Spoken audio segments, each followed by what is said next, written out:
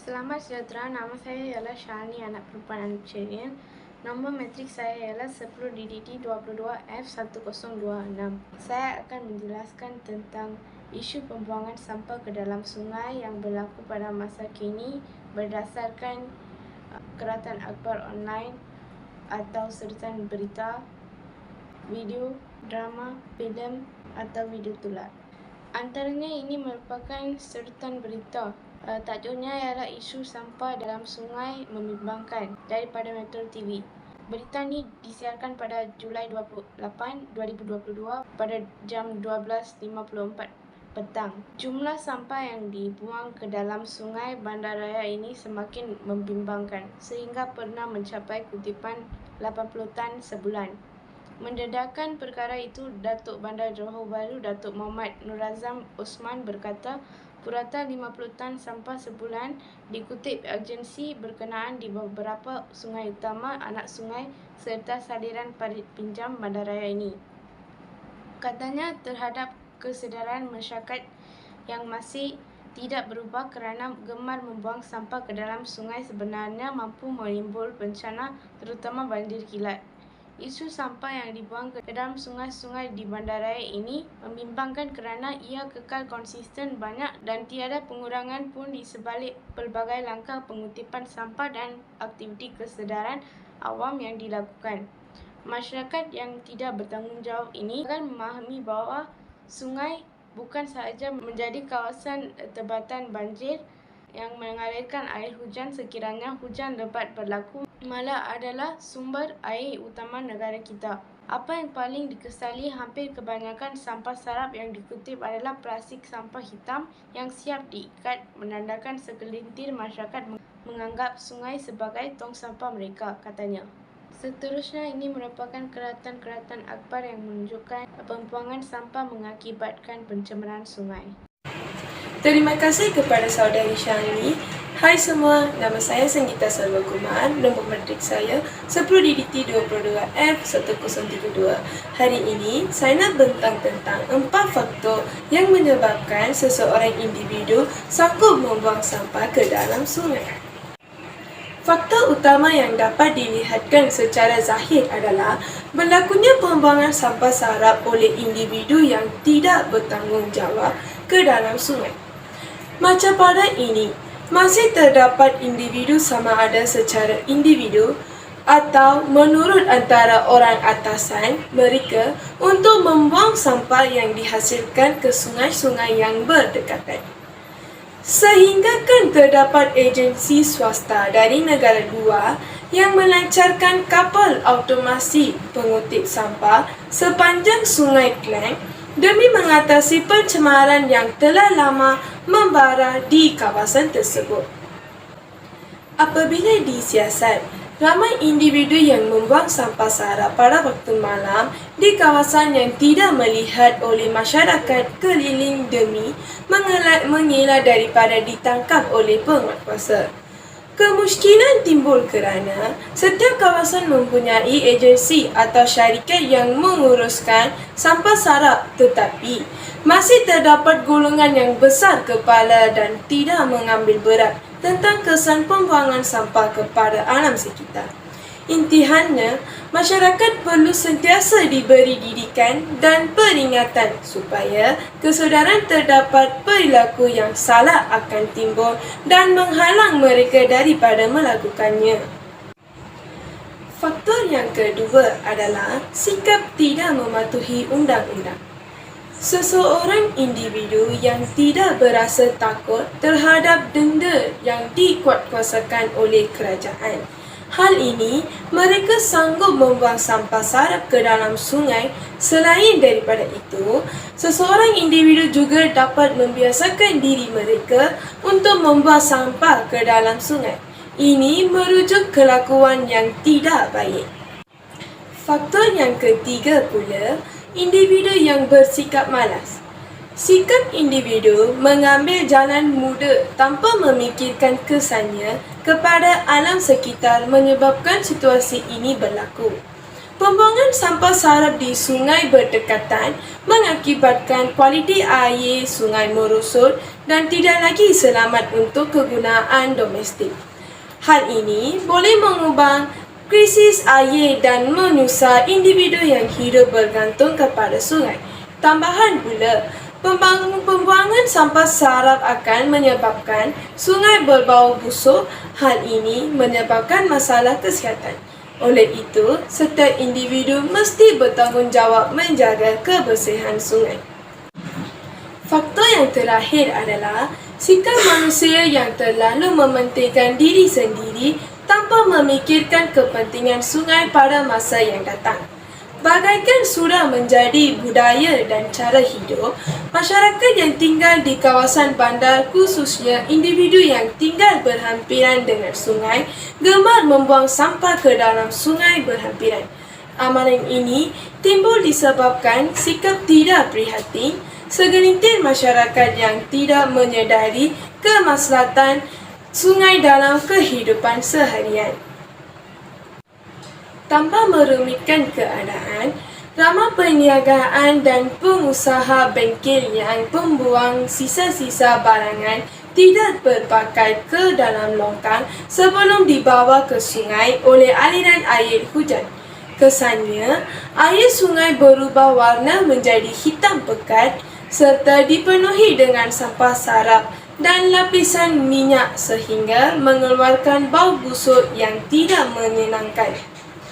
Air sungai yang tidak tercemar ini adalah tidak sesuai untuk digunakan, malah tidak selamat untuk diminum. Hal ini mengakibatkan masalah kekurangan bekalan air bersih bagi kegunaan harian kita. Jom kita tengok satu video tentang pembuangan sampah ke dalam sungai.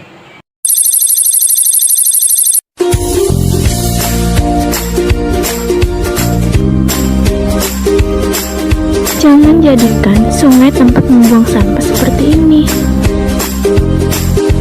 Lihatlah, jika terus menerus seperti ini sampai menumpuk, apa akibatnya? Di saat hujan turun, air sungai meluap dan terjadilah banjir. Apa dampak buruknya? Penyakit kulit, terganggunya aktivitas warga, dan aktivitas sekolah. Solusinya adalah buanglah sampah pada tempatnya. Kesimpulannya, setiap individu harus sedar bahawa pemeliharaan dan pemuliharaan pencemaran sungai adalah mustahak kerana kesannya telah pun dirasai pada hari ini.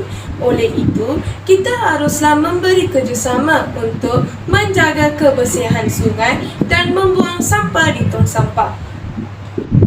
Itu sahaja daripada saya. Sekian, terima kasih. Terima kasih kepada saudari Sanggita. Nama saya Brunta, anak perempuan Krishnamurti. Nombor metrik saya 10 DDT 22S1068.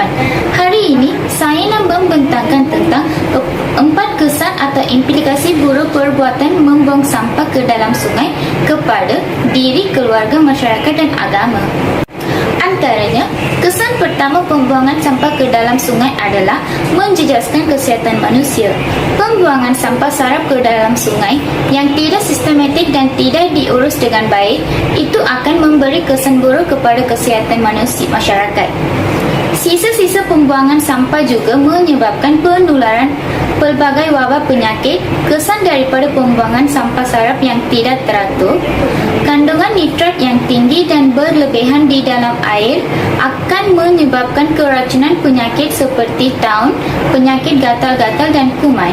Misalnya, pembuangan sampah di dalam air boleh menyebabkan pembiakan nyamuk Aedes di dalam air dan boleh menyebabkan penyakit demam denggi kepada orang sekeliling. Selain itu, kesan kedua adalah menjejaskan kehidupan akuatik. Pencemaran air memberi kesan kepada ekosistem sungai. Sisa toksik daripada industri yang dibuang sampah ke dalam sungai menyebabkan sisa kimia berkumpul di laut dan sungai dan pH air juga akan meningkat. Sisa perindustrian sering mengandungi banyak sebatian toksik yang merosakkan kesihatan haiwan akuatik dan makanannya.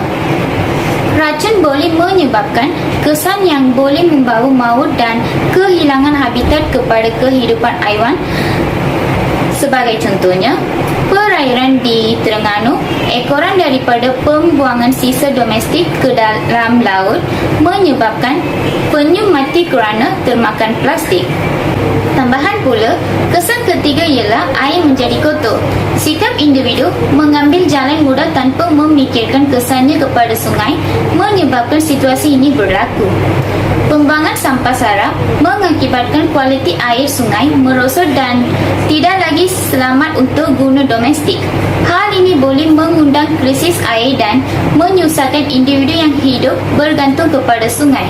Kemudian, pembuangan sampah sarap akan menyebabkan sungai berbau busuk. Oleh itu, setiap individu mesti bertanggungjawab menjaga kebersihan sungai. Akhirnya, kesan keempat ialah pembuangan sampah ke dalam sungai menyebabkan bencana alam. Pembuangan sampah ke dalam sungai menyebabkan sungai menjadi cetek sehingga menyebabkan berlakunya banjir kilat akibat daripada limpahan air yang berlebihan dari sungai yang cetek akan berlaku banjir kilat ketika musim hujan berlaku.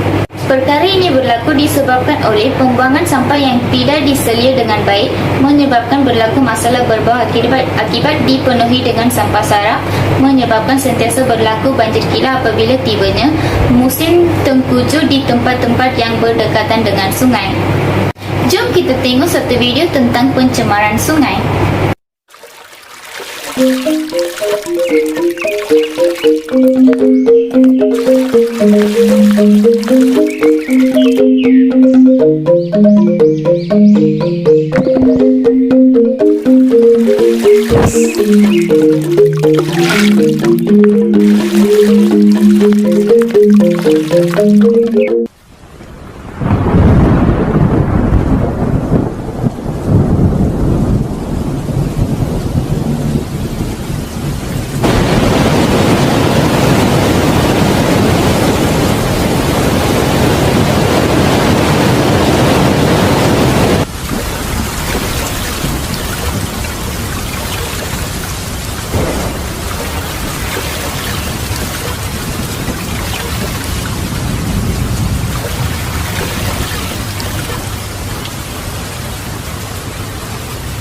Kesimpulannya, pencemaran sungai mengakibatkan sumber air bersih berkurangan, tahap kesihatan terjejas menyebabkan kehidupan manusia dan akuatik terancam, kepupusan sistem ekologi dan kepelbagaian biologi.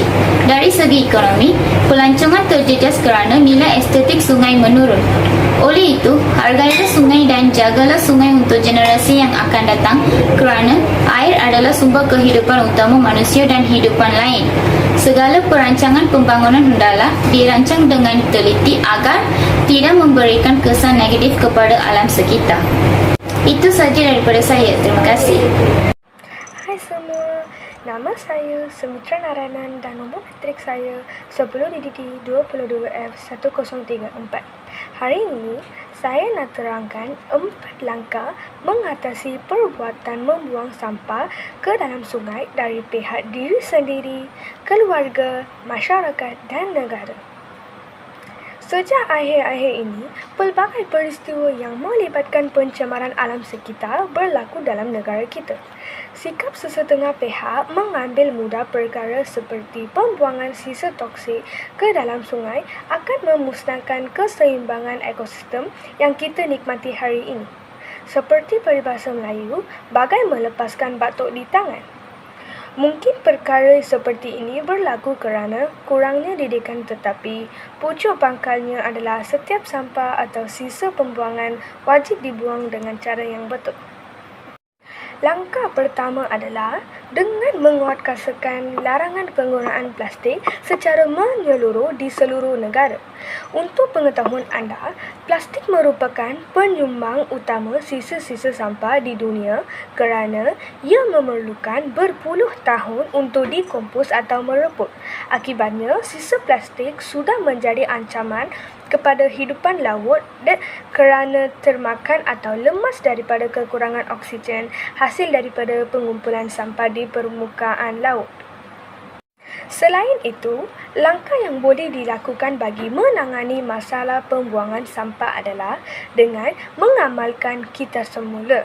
Kitar semula ialah proses bahan buangan untuk menghasilkan barangan baharu supaya boleh digunakan lagi. Kitar semula dapat mengurangkan bahan buangan, mengurangkan penggunaan bahan mentah baru, mengurangkan pencemaran air serta mengurangkan pengeluaran gas rumah hijau berbanding penghasilan barang baru dari bahan mentah. Antara bahan yang boleh dikitar semula adalah kaca, kertas, logam, plastik, tekstil dan elektronik. Di samping itu, setiap anggota masyarakat perlu sedar dan bijak berbelanja dalam membeli barang keperluan. Elakkan membeli barang yang dipakai buang hanya setelah menggunakannya beberapa kali sahaja. Kita sudah mencapai tahap di mana sumber bahan mentah semakin terhad. Banyak produk yang mesra alam telah dihasilkan seperti beg, kasut dan juga peralatan elektronik. Tetapi disebabkan kos yang tinggi dalam penghasilan barang mesra alam, ramai di antara kita enggan untuk melabur demi kelangsungan alam sekitar. Apa yang ingin disampaikan adalah kita perlu berfikir kritis dan menilai di antara keperluan dan kehendak. Akhir sekali, langkah yang boleh dilakukan di peringkat kerajaan pula adalah dengan membantu agensi pengurusan sampah.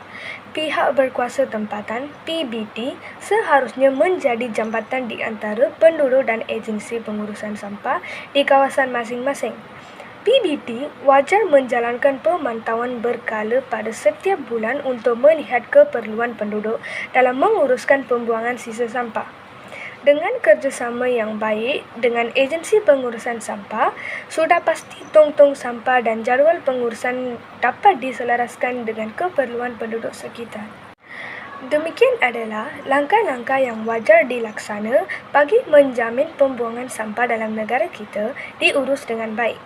Langkah bijak yang diambil hari ini tidak memberikan manfaat kepada kita secara langsung, tetapi memberikan peluang kepada generasi yang akan datang menikmati sumber yang kita nikmati selama ini. Sekian, terima kasih.